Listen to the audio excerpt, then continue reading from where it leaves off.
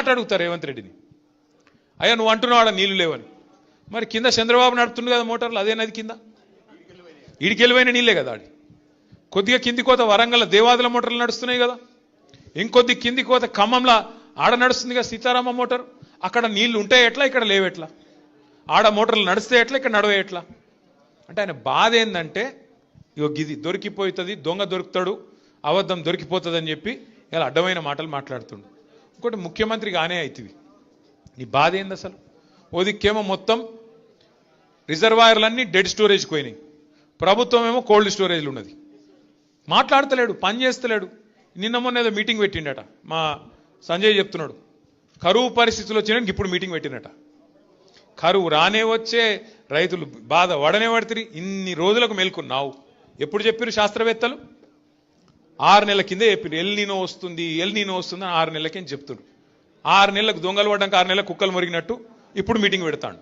ఏం చేస్తావు మీటింగ్ పెట్టి? ఇప్పుడు ఎవడు బతికిండు ఎవడు తెచ్చిండు చూస్తావా? ఏం చేస్తావు అంటే ఒక ఆలోచన లేదు, ప్రణాళిక లేదు, పద్ధతి లేదు, పాడు లేదు, బూతులు తప్ప ఏ మాత్రం అవగాహన లేని ఒక సన్నాసి ఇలా మనకు ముఖ్యమంత్రిగా ఉండడం అనేది బాధాకరం.